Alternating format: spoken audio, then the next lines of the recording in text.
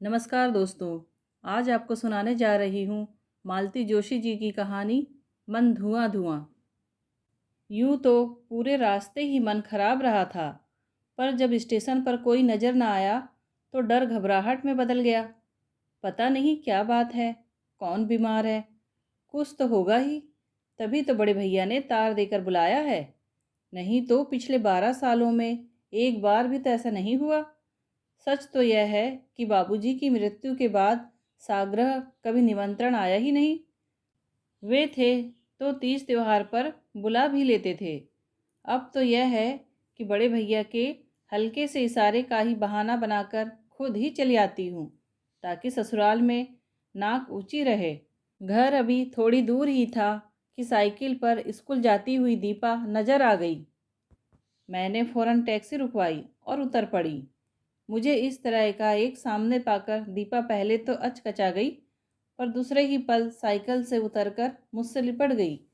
बुआ, एकदम अचानक कैसे? तुम्हें देखे बहुत दिन हो गए थे ना, इसीलिए।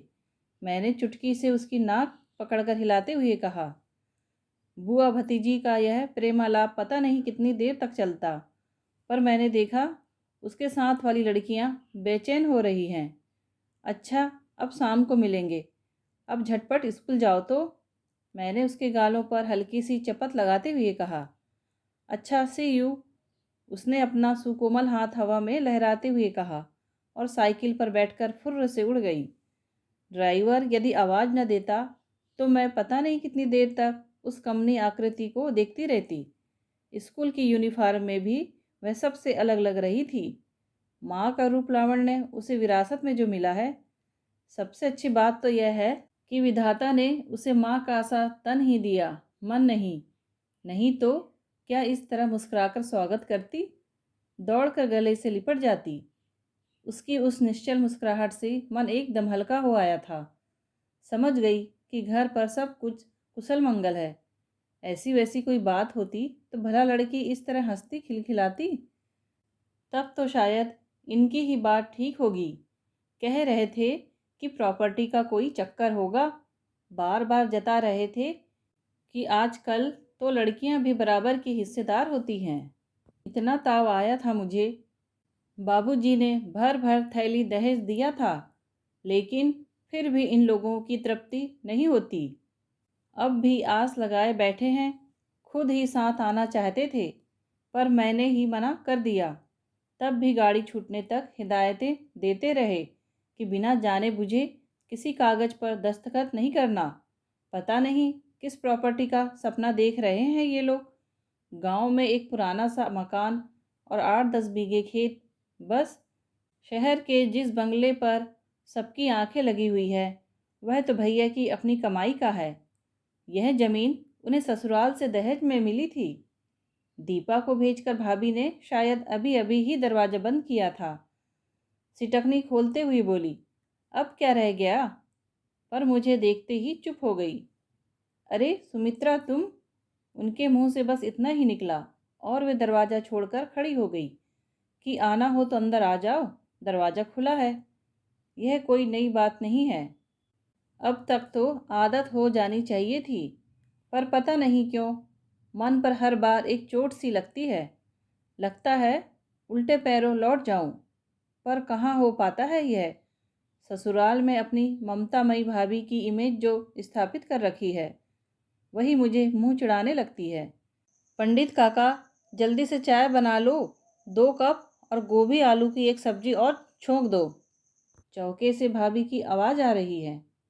कोई मेहमान आए हैं बहू जी? हाँ, सुम्मी दीदी आई हैं। अरे सुम्मी बिटिया, कब आई? पंडित काका किचन से दौड़े चले आए। उनके झुर्रीदार चेहरे पर सफ़ेद मूँछों से छनकर वात्सल्य और खुशी छलकी पड़ रही थी। कई बार लगता है कि कल को काका नहीं रहेंगे तो मेरा ऐसा हार्दिक स्वागत कौन करेगा। मैं भाभी की शिकायत नहीं कर रही। यह सच है कि मैं या सुचित्रा लगातार 3 महीने भी बनी रहें तो उनके माथे पर शिकन नहीं आती। हमारे स्वागत सत्कार में कोई कमी नहीं होती। पर यह भी सच है कि हम तीसरे ही दिन बिस्तर बांध लें तो वे रुकने के लिए भी इसरार भी नहीं करती। हम लोग अगर 3-3 साल बाद आए तो उल्हाना सिर्फ गोविंदी देती है, भले ही उसके मूल में वे साड़ियाँ हो जो उसे हमसे इनाम में मिलती है। सुमी, आओ चाय लो। भाभी ने मेज पर चाय और नाश्ता लगाते हुए कहा। खाने से पहले नहाओगी ना? गोविंदी को गीजर ऑन करने के लिए कह दूं या अभी गर्म पानी शुरू नहीं किया? इतनी कोफ्त हुई, दुनिया भर की बातें पूछ रही है, पर यह नहीं पूछेगी कि अचानक कैसे आना हुआ, या कि उन्हें मेरे आने का अंदाज़ा था तो बताए ना कि क्यों बुलाया था। आखिर मैंने ही पूछा। भाई साहब कैसे हैं? अच्छे हैं। तबीयत तो ठीक है ना? हाँ, क्यों? मुझे तार देकर बुलाया था, इसीलिए घबरा रही थी कि पता नहीं क्या बात है। उन्होंने कोई जवाब नहीं दिया, पर उनके चेहरे से साफ जाहिर था कि उन्हें इस बात का कोई इल्म नहीं था। क्यों उन्हें बुरा लगा, जानने का कोई उपाय नहीं था। शायद नहीं भी लगा हो। इस घर की समस्याओं से वे कभी भी जुड़ नहीं पाई थी। जल में रहने वाले कमल पत्र की तरह हमेशा अछूती रही थी। हम भाई बहनों ने उनका नाम स्थित प्रज्ञ रख छोड़ा था, और वह गलत नहीं था। बड़े भैया का ऑपरेशन डे था शायद। पूरे 4 बजाकर लौटे। मुझे देखते ही उनका चेहरा खिल गया। मुझे बड़ा अच्छा लगा। वे पास बिठाकर देर तक इनके बारे में, बच्चों के बारे में पूछते रहे। एकदम बाबूजी की याद आ गई। उन्हें देखते ही लगता था कि जाने कितनी बातें अनकही रह गई हैं। जब भी आती उनसे ढेर सी बातें करके मन हल्का कर लेती। भाभी ने खाना लगने की सूचना दी तो उठना ही पड़ा। मेज पर 3 थालियां देखकर भैया ने मीठी झिड़की दी। अरे, यह क्या? इतनी देर तक भूखी बैठी रही? अरे, हम लोगों का कोई ठिकाना है? भूख नहीं थी बड़े भैया, भाभी ने इतना ठूस ठूस कर नाश्ता करवा दिया था। भैया ने कृतज्ञ भाव से भाभी को देखा, पर वे सब्जी परोसने में व्यस्त थी। सुनील नहीं लौटा अभी तक? कितने बजे तक आ जाता है? मैंने पूछा। उनका आजकल कोई टाइम टेबल नहीं है। श्रीमान जी सवेरे घर से निकल जाते हैं तो रात गए ही घर लौटते हैं। क्यों? यही बताने के लिए तो तुम्हें बुलाया है। मैं असमंजस में उनका मुंह देखती रह गई, तो बोले, खाना खा लो, बाद में बात करेंगे। पर इसके बाद खा पाना क्या संभव था? बस साथ देने के लिए बैठी रही। खाने के बाद लॉन में बैठी मैं भैया के बुलावे की प्रतीक्षा करती रही।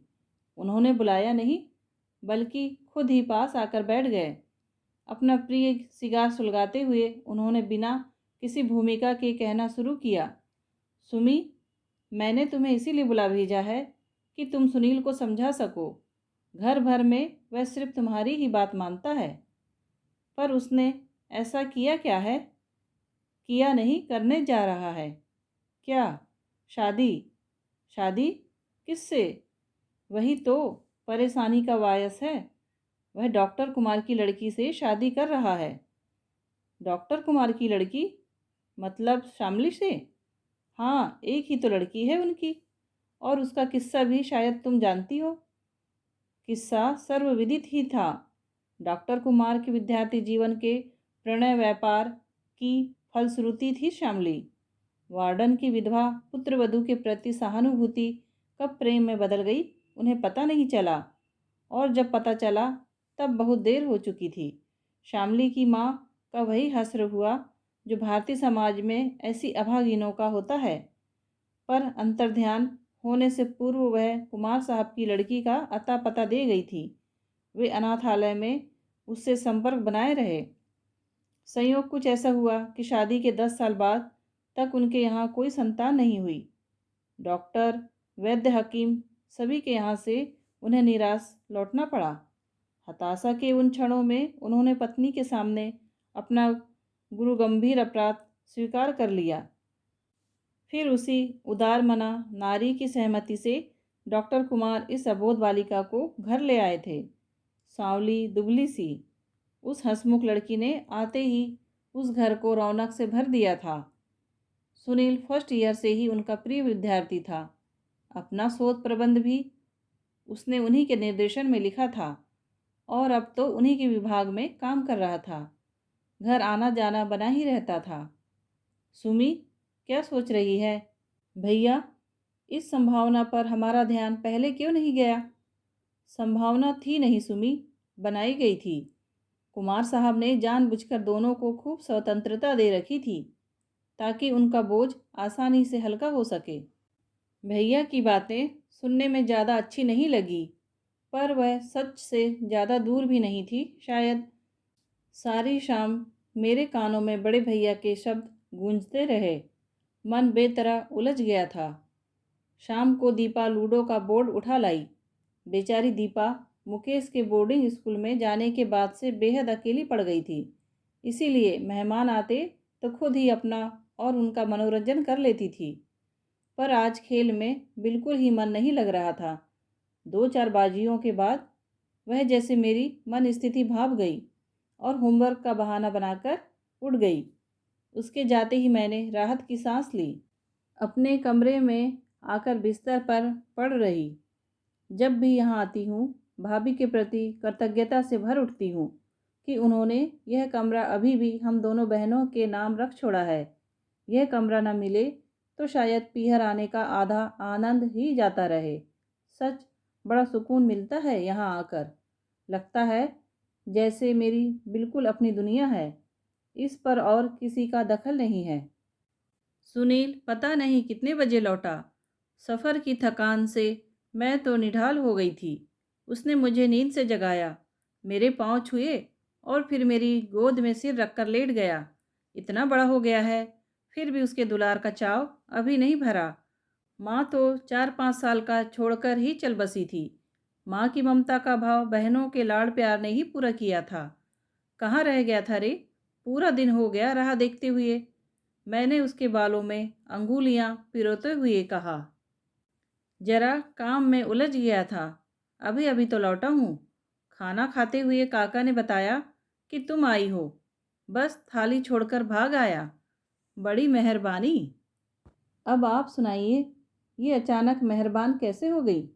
जीजाजी महाराज इतने दयालु कैसे हो गए? आपके कारण? मेरे कारण? हाँ, आपको समझाने के लिए मेरी बुलाहट हुई है। अच्छा, तो फिर शुरू हो जाइए। कहाँ से शुरू करूँ, यही तो सोच रही हूँ। वह एकदम उठ बैठा, कमरे में रखी आराम कुर्सी में धंस गया और गंभीर स्वर में बोला, दीदी, तुम भी सोचती हो कि मैं कुछ गलत कर रहा हूँ? गलत तो मैं नहीं कहूँगी, पर मन एकदम राजी नहीं हो रहा। क्यों नहीं हो रहा?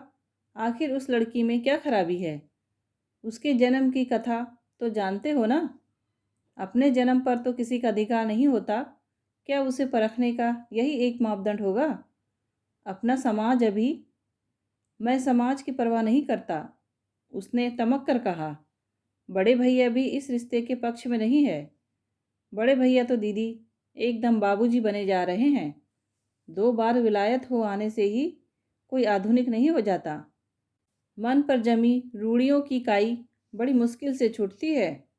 सुनील, तुम बड़े भैया के साथ ऐसा कहकर बड़ा अन्याय कर रहे हो।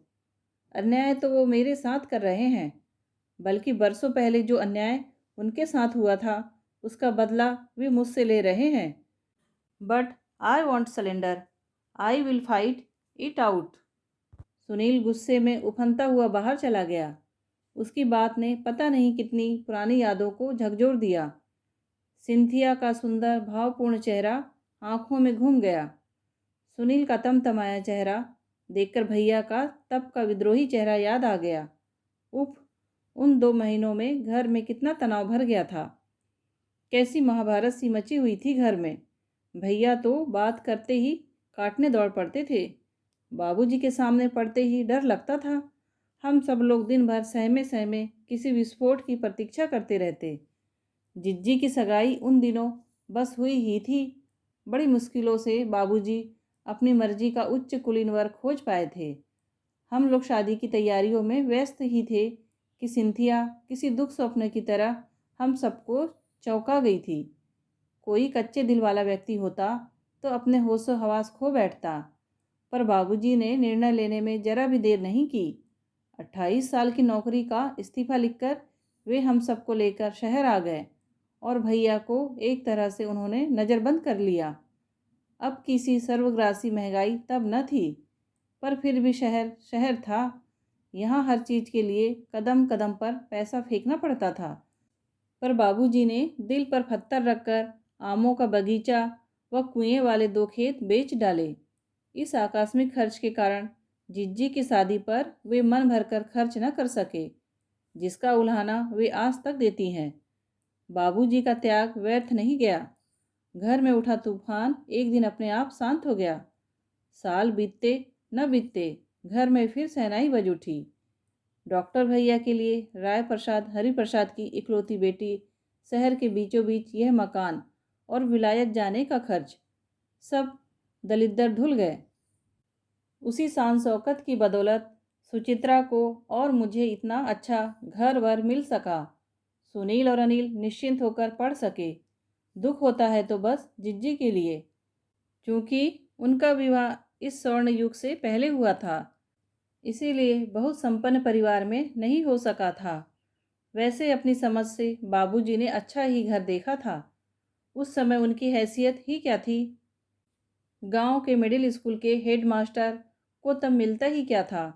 वह तो पुरखों का बनाया मकान और थोड़े से खेत थे, इसीलिए इज्जत से गुजर हो जाती थी। बस अम्मा की मृत्यु के बाद हम भाई बहनों को बाबूजी ने बड़े जतन से पाला था। कभी किसी अभाव का एहसास न होने दिया था। उनका बस एक ही सपना था, लड़कों को अच्छी से अच्छी शिक्षा देना, लड़कियों के लिए कुलीन वर खोजना। इन सपनों पर जब आँच आती दिखाई दी, उन्होंने आकाश पाताल एक कर दिया और आखिर बाजी जीत ही ली। बाबूजी जब तक जीवित रहे, मन उनके प्रति एक आक्रोश से भरा रहा। बड़े भैया हम दोनों बहनों के सामने आत्मस्वीकृति व्यक्त कर रहे थे। मेरे बहाने उन्होंने सुचित्रा को इंदौर बुला लिया था और अब हम तीनों मिलकर वर्तमान संकट पर विचार विमर्श कर रहे थे। बाबूजी के जीते जी मैंने उन्हें कभी माफ़ नहीं किया, पर आज जब मैं उनके स्थान पर खड़ा हूँ, तब पता चलता है कि उनका डर, उनका सोचना कितना सही था। लड़की का बाप होना अपने आप में एक मुसीबत है। फिर जब परिवार में ऐसी वैसी घटना हो जाती है, तो यह समस्या और भी जटिल बन जाती है। लड़की का बाप? सुचित्रा ने चौंक कर पूछा। क्यों, लड़की का बाप नहीं हूँ मैं? तुम विश्वास नहीं करोगी सुचि, जब से सुनील ने यह बम फेंका है, मैं लगातार दीपू के बारे में सोच रहा हूँ।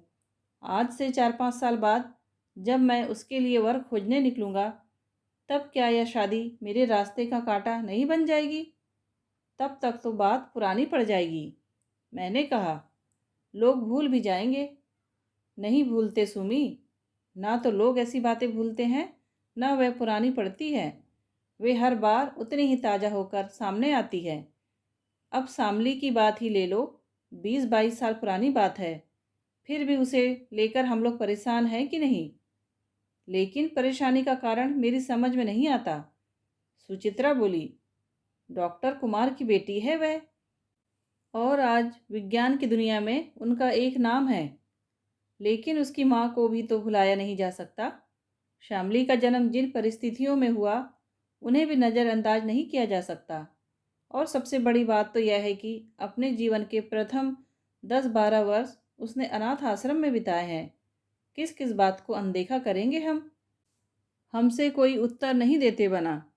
अच्छा, दीपक की बात रहने दो, उसके विवाह में अभी देर है, पर इस शादी के बाद क्या तुम भी ससुराल में सिर उठाकर चल सकोगी? भैया ने जैसे ठीक नब्ज पर हाथ रख दिया था। सच तो है, ससुराल में जो इतनी नाक ऊंची है, वह किस बलबूते पर? बाबूजी की हेडमास्टरी का तो वहाँ कभी जिक्र ही नहीं उठता। बस भैया की कीर्ति, भैया का वैभव, भैया के बच्चे, भैया के ससुराल, इन्हीं की चर्चा चलती रहती है। अनिल कनाडा जाकर ऐसा गुम हो गया कि कभी राखी की पहुंच भी नहीं देता, पर हमारे गौरव ग्रंथ में उसका नाम भी दर्ज है। हाँ, जिज्जी और उनकी गवई फटीचर ससुराल के कारण कभी कभी उपहास झेलना पड़ता है। सुनील ने अगर यह शादी कर ली तो वह किरकिरी होगी कि बस। हमें यूं स्तब्ध कर देने के बाद भैया ने गंभीर स्वर में कहा, मैंने इस घर के लिए क्या किया है? यह मेरे कहने की बात नहीं है, पर यह जरूर कहूँगा कि इन दोनों भाइयों ने मुझे हमेशा निराशा ही दी है। सोचा था दोनों डॉक्टर बनकर मेरी सहायता करेंगे, पर अनिल अपनी जिद पर अड़ा रहा और इंजीनियर बन गया। मैं उससे भी खुश था। तुम दोनों की शादी में मैंने 1-1 लाख रुपए लगाया है, पर अनिल जब अपने आदर्शों की दुहाई देकर एक साधारण घर की लड़की ब्याह लाया, तब भी मैं चुप रहा। लेकिन उसने कभी अपनी जिम्मेदारी को समझा ही नहीं। मज़े में 7 समुंदर पार जा बैठ गया है। अब तो शायद उसे यह भी याद नहीं रहा कि देश में उसका घर है, परिवार है, रिश्ता जो भी है ससुराल वालों से है। कोशिश के बावजूद भी सुनील को मेडिकल में दाखिला नहीं मिल सका। मैंने सब कर लिया। मैं उसकी पीएचडी से ही संतुष्ट था, पर अब ये जो गुल खिला रहा है उसे क्या कहूँ। मेरी प्रेस्टीज का ना सही, उसने इस घर की प्रतिष्ठा का, स्वर्गीय बाबूजी की आत्मा का तो ख्याल किया होता। बाबूजी पिता थे, शायद इसीलिए अपनी बात मनवा सके। मैं तो सिर्फ भाई हूँ। पिता के सारे कर्तव्यों को करने के बाद भी मेरे अधिकारों की एक सीमा है। मैं सिर्फ अनुरोध ही कर सकता हूँ, किसी को मजबूर नहीं कर सकता। बड़े भैया का यह करुण वक्तव्य हमें भीतर तक हिला गया। सच, पूरी जिंदगी बेचारे घर के लिए खटते रहे हैं। आज उनकी टक्कर का सर्जन पूरे प्रदेश में नहीं है। ऑपरेशन के लिए लोग दूर दूर से आते हैं, महीनों क्यों लगाए रहते हैं। कीर्ति और संपत्ति गंगा यमुना की तरह घर को भर रही है, पर उन्होंने जितना भी कमाया सब भाई बहनों पर खर्च कर दिया। उनका अपना छोटा सा परिवार है, पर उसके लिए भी वे कितना कर पाते हैं। सुचित्रा की शादी के बाद ही मुकेश को सिंधिया स्कूल में रखने का साहस कर सके। चाहते तो वे भी अनिल की तरह पल्ला झाड़कर अलग हो सकते थे, सारी जिम्मेदारियों से अपने आप मुक्त हो जाते। 3 दिन की धुआंधार बहस के बाद सुनील ने हथियार डाल दिए। घर की सुख शांति के लिए, परिवार की प्रतिष्ठा के लिए उसने अपने प्यार की बलि देना स्वीकार कर लिया। बड़े ही सहीदाना भाव से उसने अपने निर्णय की सूचना दी। साथ ही उसने यह भी स्वीकार किया कि शामली के पास जाकर यह सब कहने की साहस उसमें नहीं है। आखिर यह अनचाहा काम भी मुझे ही करना पड़ा है, लेकिन मानना होगा कि उस दिलेर लड़की ने मेरा काम बहुत आसान कर दिया। वह सीधे मुझे अपने कमरे में ले गई। हम लोग कुछ देर इधर उधर की बातें करते रहे, पर उसने मेरा असमंजस ताड़ लिया और एकदम पूछ बैठी, आप कुछ कहने आई हैं ना दीदी? श्यामली, दरअसल बात यह है। आप निसंकोच होकर कहिए दीदी, मुझे मालूम है आप क्या कहने आई हैं, इसीलिए आपको माँ के पास नहीं ले गई। वे इन दिनों बीमार चल रही हैं, आपकी बात शायद सहन न कर पाए।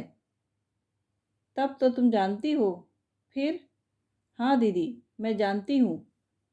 मैं जानती थी कि मुझे सपने देखने का कोई अधिकार नहीं है, फिर भी मैंने ये अनधिकार चेष्टा कर डाली थी। अब मुझे सत्य का साक्षात्कार करने दीजिए। कह डालिए अपनी बात, मैं भी तो जानूं सच सुनने में कैसा लगता है। उसने बहुत दृढ़ता से अपनी बात कहनी चाहिए थी, पर अपनी आवाज़ की लरज को वह छिपा नहीं सकी। तुम बहुत समझदार हो शामली, मैंने उसकी पीठ पर हाथ फेरते हुए कहा। तुम्हारी बहादुरी की दाद देने को जी चाहता है। बस एक प्रार्थना है, सुनील को गलत न समझना।